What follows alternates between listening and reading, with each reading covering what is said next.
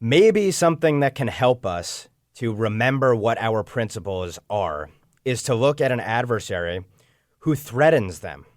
It's sad, but it could be that perhaps it'll be an external threat to the U.S.'s dominant position in the world that allows us in part to enjoy the freedom that we have. Maybe it's an external threat that we have to look to summon within the American people who we are and what we really believe in. We're going to do a deep dive now on China. Most people, when they think about China today, they think trade war, tariffs, President Trump mano a mano with Xi Jinping. I believe that drastically minimizes what is actually going on in the world. Maybe the most monumental revolutionary shift that has happened in Washington, D.C. under President Trump, certainly on the national security and foreign policy side. Since the opening of the relationship with China under Richard Nixon, we're talking in the 70s here, the narrative has always been that China would peacefully rise, that we would open up trade with China, China would be rich, rich countries ultimately want to be free countries rather than the other way around, that free countries end up rich, and that any bellicosity, any adversarial nature, any aggression from China would be checked by the fact that, look, they're entering this world trading architecture that the West built, and they are going to be good partners, and we'll all get rich together. So they got access to the world financial architecture that we built, and it's helped enable them to become the major producer of goods consumed in America and the second largest country economy in the world. It's also funded the world's largest intelligence dictatorship, something to keep an eye on. They actually have scores where they grade citizens on their patriotism and a massive surveillance system around them. So you could be a bad citizen if they don't like your spending habits, or maybe where you travel, or what you say on social media, checked as it already is.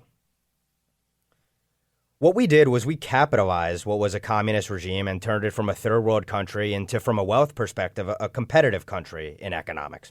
And we allowed it to expand its sphere of influence worldwide. Now, how has China paid us for the privilege of becoming a leading world power? Well, they steal hundreds of billions of dollars worth of intellectual property, in particular from strategically significant sectors. That's real value taken from the West and, of course, from America because we're a dominant technological power. So they steal our blueprints. They don't create them themselves. They're not a fair competitor. When the president talks about free, fair, and reciprocal trade, part of that is they need to deal on an even playing field, and they don't. This is part of a comprehensive plan of economic aggression, which the White House documented in a June 2018 report from its Office of Trade and Manufacturing Policy, which is run by Peter Navarro, who's cast as a China hawk. It laid out in that strategy that China's goals are to protect its home market from imports and competition, expand its share of global markets, secure and control core natural resources globally, dominate traditional manufacturing industries, acquire key technologies and intellectual property from other countries, including the United States, and capture the emerging high-tech industries that will drive future economic growth and many advancements in the defense industry. One of those primary technologies being 5G. Control over all global communications. China is a huge competitor in this space, and there's been an increasing effort among some countries to wean themselves off of potentially Chinese technology when it comes to global telecommunications. China's also engaged in a massive loan-to-own strategy where they provide financing to countries to build things like ports, strategically significant things. And then when the countries default on them because they can't afford the terms, China comes in and gobbles them up. So they expand their influence through loaning and then owning you.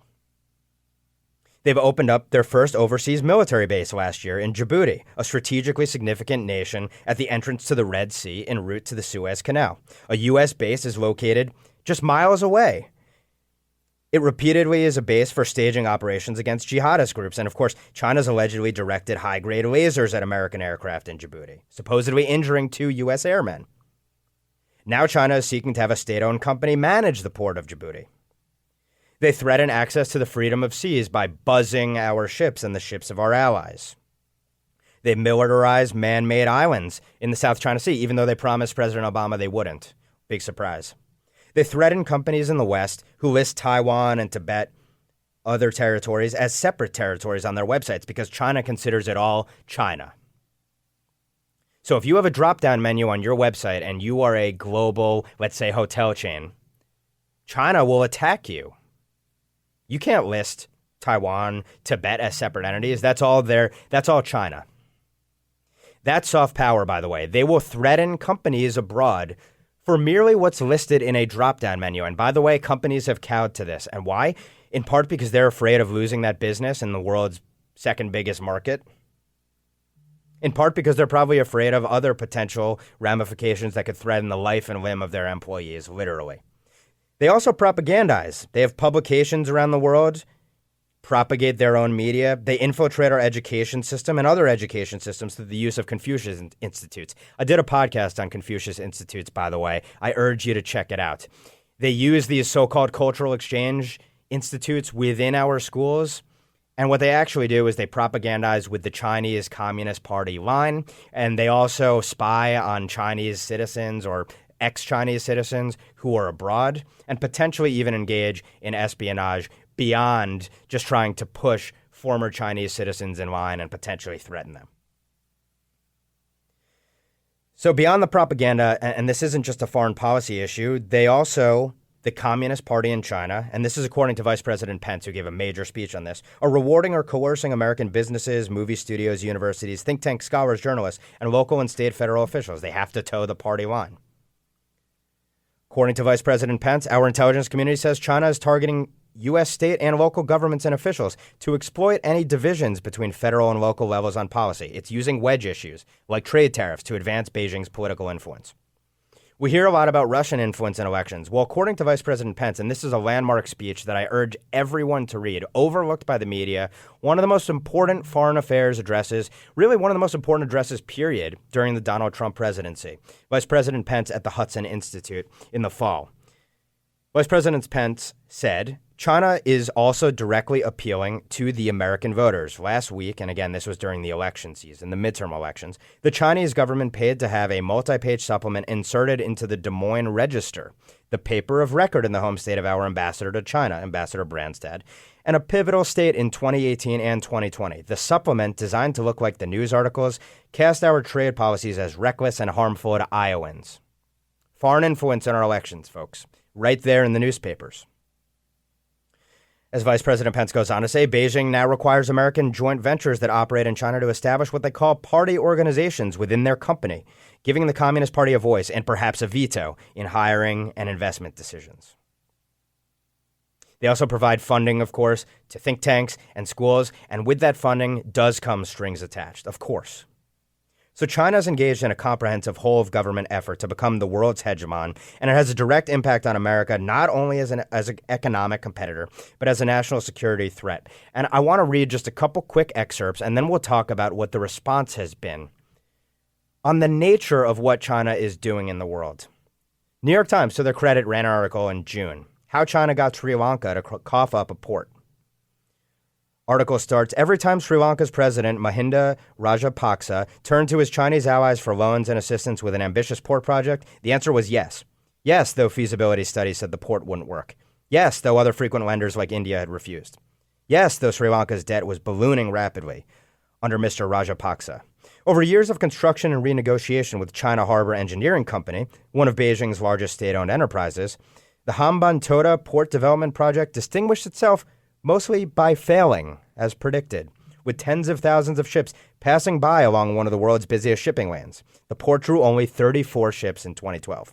And then the port became China's. Mr. Rajapaksa was voted out of office in 2015, but Sri Lanka's new government struggled to make payments on the debt he had taken on. Under heavy pressure and after months of negotiations with the Chinese, the government handed over the port and 15,000 acres of land around it for 99 years in December. The transfer gave China control of territory just a few hundred miles off the shores of a rival, India, and a strategic foothold along a critical commercial and military waterway. Okay, but it's not just in Sri Lanka. So another article, Wall Street Journal, later in the year, trophy infrastructure, troublesome debt, China makes inroads in Europe. The article begins, Europe is distracted by internal discord over immigration and its tense relationship with Russia, and the U.S. is seeking to fill the void. China is taking advantage of a historic opportunity to wedge itself into the heart of the West. Deal by deal, applying experience honed in Asia and Africa, China is constructing parallel financial and commercial networks in Central and Eastern Europe to challenge the global order. It has taken footholds in more than a dozen nations on the periphery of the European Union. Some, such as Hungary, are smaller, more marginalized members. Others, including Serbia, are on the runway for admission. Article goes on, Beijing's offers of trophy infrastructure and financial lifelines to troubled economies give those countries proposals they aren't hearing from Washington and Moscow, which both generally view the region through prisms of national security. And it concludes, in part, for European politicians, the Chinese alternative promises quick results and less fuss over contracts and transparency than typically found in the West. The catch is that China's package deals are government orchestrated and require borrowing from its banks to pay its contractors. Another article, hugely vital article, talks about this port lending and the like as a Trojan horse. It is estimated that state-backed Chinese investors state-own at least 10% of all equity in ports in Europe, with deals inked in Greece, Spain, Italy, France, the Netherlands, and Belgium. This is in addition to a growing investment portfolio of at least 40 ports in North and South America, Africa, the Middle East, Eastern Europe, and on and on and on. China's interest in European ports is defined and driven by the Belt and Road Initiative. Folks, this is the biggest geopolitical challenger to America. And when we come back from a quick break, I want to talk a little bit about the tremendous shift back, a revolutionary shift, to first recognize the nature of the China problem and start to push back on them. This is Ben Weingarten in for Buck Sexton on the Buck Sexton Show. We'll be right back. Welcome back to the Buck Sexton Show. This is Ben Weingarten in for Buck here on New Year's Eve. Thanks for tuning in.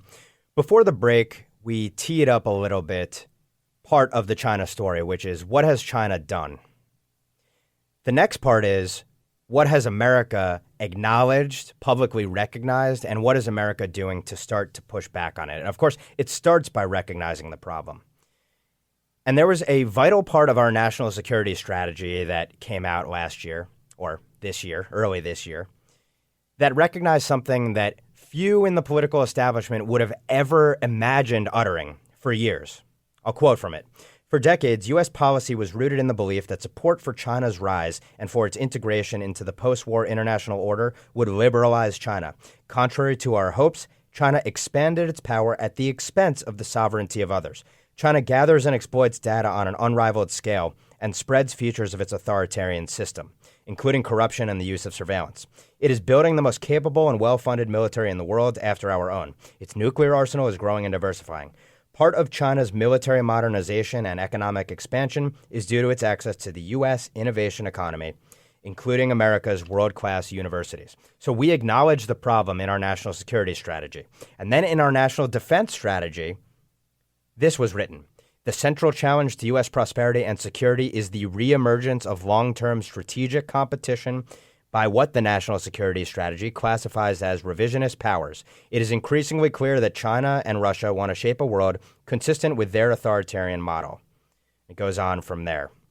China is leveraging military modernization, influence operations, and predatory economics to coerce neighboring countries to reorder the Indo-Pacific region to their advantage. And it concludes, the most far-reaching objective of this defense strategy, this being America's defense strategy, is to set the military relationship between our two countries on a path to transparency and non-aggression. Part of that starts with recognizing the nature of the problem and calling them out. So the Trump administration put out what's called a 301 report through the U.S. Trade Office. And what that did was catalog all of the unfair cheating that China engages in when it comes to, again, to the world economic architecture that we, the U.S., created and were kind enough to give them access to. The FBI and the Department of Justice have called out espionage in testimony from China in Congress, including talking about the malign influence of the Confucius Institutes that I talked about before.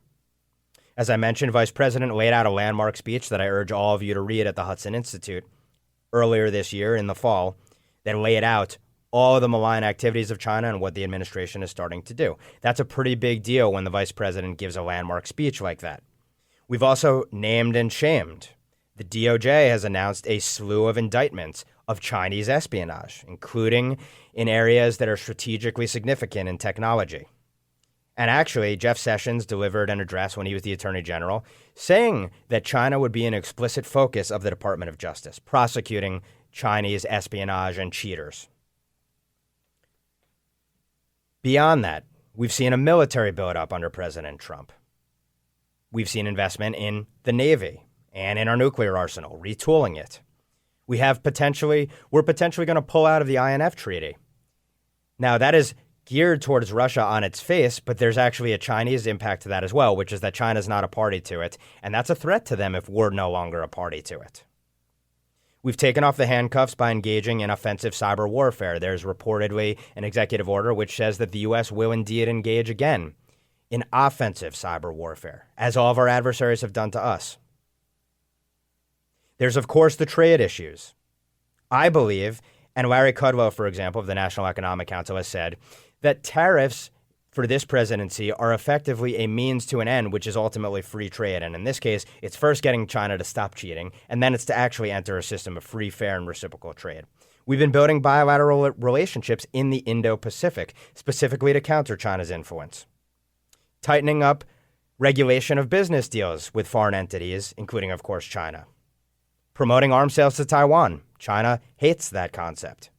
The Build Act to help compete against China's strategic efforts to build around the world.